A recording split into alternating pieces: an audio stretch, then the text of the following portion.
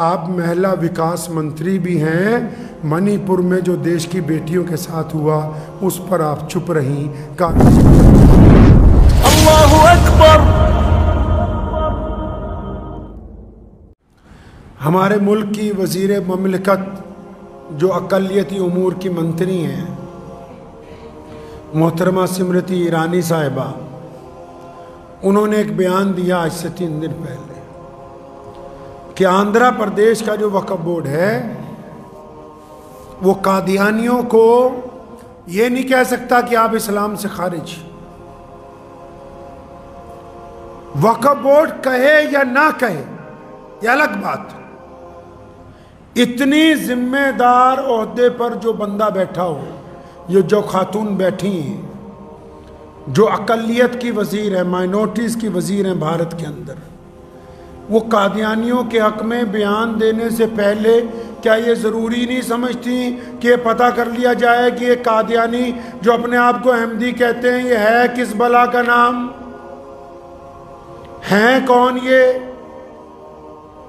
और ये याद रखें, आपके पास कोई ऐसी ताकत नहीं है कि आप किसी को इस्लाम में दाखिल कर दें या खारिज कर दें। ये दुनिया में अल्लाह और उसके रसूल का जो दस्तूर मुसलमानों को मिला है, जिसको हम कुरान और हदीस कहते हैं, कुरान और हदीस से ही ये तय होगा कि कौन बंदा मुसलमान है, कौन मुसलमान नहीं है। कोई भी हुकूमत हमारे ज़ाती कानून के अंदर, हमारे अंदर कभी भी दखल नहीं दे सकती। पहली बात। दूसरी बात, आम लफ्जों में समझ लें मोहतरमा साहिबा कि अगर कोई आदमी, जिस तरह आप भाजपा की ओहदेदार हैं, अगर कोई आदमी भाजपा की नीतियों से, भाजपा के सिद्धांतों से सहमति ना जताता हो, पार्टी में रह के पार्टी के खिलाफ बात करे, तो आप क्या करोगे? आप उसको पार्टी से निकाल दोगे। अगर कोई वजारत में रह के अपनी सरकार के खिलाफ नुक्ताचीनी करे, क्या करोगे? उसको सरकार से निकाल दोगे। उसको बाहर रह के जीने का हक है, लेकिन पार्टी में रहने का हक नहीं है। इसी तरह कोई भी बंदा जो इस्लाम में रहना चाहता है अल्लाह की इबादत के साथ, अगर वो ये कहता है कि नौजुबिल्लाह हुजूर सल्लल्लाहु अलैहि वसल्लम जो हमारे नबी हैं, प्यारे पैगंबर की जगह कोई और बंदा नौजुबिल्लाह नबी बनकर आया तो क़यामत आ सकती है, वो इस्लाम में नहीं रह सकता है। नारे तकबीर, नारे तकबीर, खत्मे नबुव्वत, खत्मे नबुव्वत, नारे तकबीर। तो इसको तो छोड़ दीजिए कि वक्फ बोर्ड के पास अधिकार है या नहीं, वक्फ बोर्ड कहे या ना कहे। दुनिया भर के आलिमों ने कहा, दुनिया भर के मुसलमानों ने 100 साल पहले इसलिए फैसला किया। और यह भी सुनिए फैसला क्यों किया। आपने इतिहास नहीं पढ़ा। सन 1888 का दौर था, लोग चुप थे, देश की आज़ादी के लिए कोई निकल नहीं रहा था। मुसलमानों ने 1857 की जंग आज़ादी के बाद दोबारा इस देश की आज़ादी के लिए जब काम शुरू किया, जब तैयब जी और भीम जी जैसे लोगों ने कांग्रेस की उस दौर में आज़ादी के लिए बुनियाद रखी, मैं इस कांग्रेस की बात नहीं कर रहा, उस दौर में जब आज़ादी के लिए बुनियाद रखी तो मुसलमानों ने उनका साथ देने का फैसला किया। तो उस वक्त अंग्रेज़ों ने एक फितना शुरू किया कि मुसलमानों को देश की आज़ादी से अगर हटा रहे हैं तब कुछ काम करना पड़ेगा। तब उन्होंने मिर्ज़ा गुलाम कादियानी को कहा कि तुम झूठे नबी बन के आओ ताकि मुसलमान आज़ादी की लड़ाई से हट जाएं और इधर लग जाएं तुम्हारे पीछे, ताकि इस देश पर हम ज्यादा राज करें। मोहतरमा साहिबा, वजीर साहिबा, आप जिनकी बात करती हैं उनका इतिहास उठाएं। उन्होंने इस देश की जंग आज़ादी से गद्दारी की है। उनके खिलाफ पहला फतवा इसीलिए आया क्योंकि मिर्ज़ा गुलाम कादियानी ने ऐलान किया कि मैं मलका एलिज़ाबेथ के साथ हूँ, क्योंकि जमात अहमदिया ने ऐलान किया कि हम अंग्रेज़ सरकार के परिस्तार हैं। और यहाँ तक कहा कि हमने उनके हक में किताबें लिखी, इश्तिहार शाया किए कि देश के मुसलमान आज़ादी की लड़ाई को छोड़ के अंग्रेज सरकार के साथ लग जाएं। आप जिनकी हिमायत की बात करती हैं उनका इतिहास पढ़िए, वो इस देश की जंग आज़ादी के भी गद्दार हैं।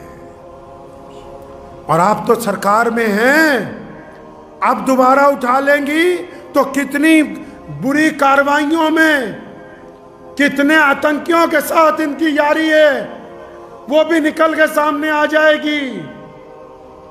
अब भी बात ना समझ आती हो तो आखिरी गुजारिश करूंगा मीडिया की तरफ से, पिछले दिनों हमारे देश के माननीय प्रधानमंत्री साहब ने एक बात कही। वो अलग बात है कि इससे कुछ मुसलमान लीडर सहमत हों या ना हो। प्रधानमंत्री जी ने कहा कि मुसलमानों में 70% लोग पसमानदा हैं, यानी ऐसी बरादरियां जो गरीब हैं, हम अपने उन भाइयों को साथ लेके जाना चाहते हैं। तो स्मृति ईरानी जी, आपको मैं ये बता दूं, ये ठीक है, हमारे मुल्क के प्रधानमंत्री जी ने कहा कि पसमानदा हैं, हम चाहे इस बात को माने या ना माने, आपके मुताबिक अगर मान लें कि 70% लोग पसमानदा हैं मुसलमानों में, 30% दूसरे हैं, तो एक दफ़ा इन पसमानदा से भी और दूसरों से भी सबसे एक दफ़ा पूछ लो, जो 70% जिनको आप पसमानदा कहते हैं वो भी, और 30% दूसरे भी जिनको आपने दो कैटेगरियों में बांटा है, हमने नहीं, लेकिन इन सब से पूछो, हमारा गरीब से गरीब बच्चा, हमारा अमीर से अमीर आदमी, हमारा रेड़ी चलाने वाला, हमारा रिक्शा चलाने वाला, हमारा मजदूर हो, हमारा जिम्मेदार हो, सारे के सारे मोहम्मद रसूलुल्लाह से अपनी जान से ज्यादा प्यार करते हैं। जिनको रसूलुल्लाह के दुश्मनों से इश्क है तो फिर वो मुसलमानों की वोट लेने की बात ना करें। फिर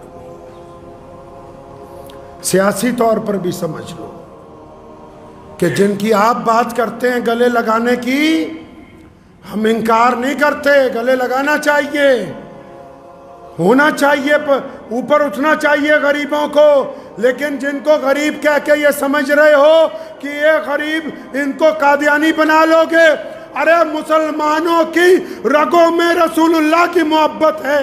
अगर इन हमारी बोटियां नोच दोगे, अगर एक एक टुकड़ा भी कर दोगे, तो रसूलुल्लाह की मोहब्बत हमारे में से कोई नहीं निकाल सकता है। तो ये मशवरा पहले सरकार से भी कर लेती,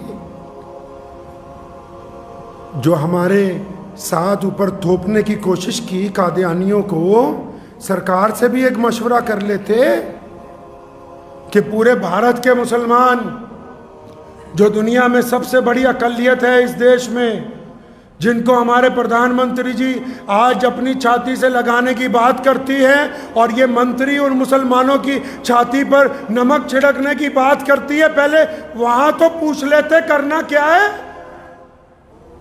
जितने मर्जी हुक्मनामे जारी कर दो, किसी मर्जी वक्फ बोर्ड को कर दो, और वक्फ भी जो है ना, ये जो वक्फ की जायदादें हैं, ये हमारे खून पसीने की कमाई है।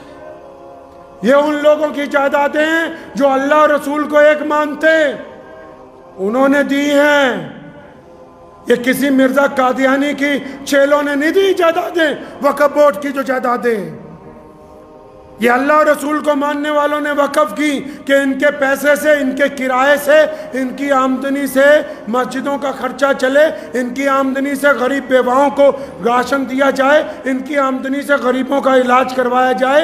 ये इसलिए वक़्फ़ किया है, देश की जंग आज़ादी के गद्दारों के लिए वक़्फ़ बोर्ड वक़्फ़ नहीं किए गए हैं। तो मेरी गुजारिश है भारत सरकार से,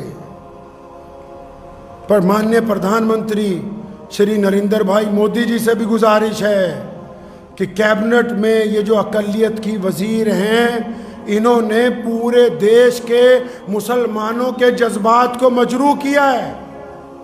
इन्होंने पूरे देश के मुसलमानों को तकलीफ पहुंचाई है। इन्होंने पूरे देश के मुसलमानों के सामने हमारे प्यारे नबी हज़रत मोहम्मद रसूलुल्लाह सल्लल्लाहु अलैहि वसल्लम की शान में बेअदबी करने वाले, हमारे नबी के सामने झूठी नबूवत का ऐलान करने वाले मिर्ज़ा कादियानी के चेलों को मुसलमान बताने की कोशिश की है। इनको बुला के पूछिए कि क्यों ये ऐसा करती हैं। क्या हम इस मुल्क के वासी नहीं? क्या हमारा हक नहीं कि हम अपने दीन के ऊपर अपने तरीके के साथ बिल्कुल आज़ादी के साथ गुजारें? इसलिए इनसे पूछ होनी चाहिए कि आपने क्या किया है। और मंत्री साहबा, आपको एक बात और याद दिला दूं कि आप माइनॉरिटीज़ की वज़ीर तो हैं, लेकिन इसके साथ साथ आप महिला विकास मंत्री भी हैं। मणिपुर में जो देश की बेटियों के साथ हुआ उस पर आप चुप रहीं। कादियानियों की एक चिट्ठी पर आपने इतना बड़ा बयान दे डाला। तो इसलिए उम्मीद करता हूँ कि आने वाले दिनों में आप कुछ इंसाफ से काम लेंगी। दुआ करें अल्लाह ताला हमारी इस बात को हुकूमत के दिल तक पहुँचाए और मिर्ज़ा ग़ुलाम कादियानी के चेलों ने ये जो साजिश करने की कोशिश की वक़्फ़ बोर्डों के ख़िलाफ़, अल्लाह ताला इससे उम्मत को महफूज रखे। व आखिर दावाना अल्हम्दुलिल्लाहि रब्बिल आलमीन। मुझे उम्मीद है कि आपको ये वीडियो पसंद आई होगी। अगर पसंद आई हो तो ये आप अपने दोस्तों के साथ शेयर करें और इस चैनल को सब्सक्राइब ज़रूर करें।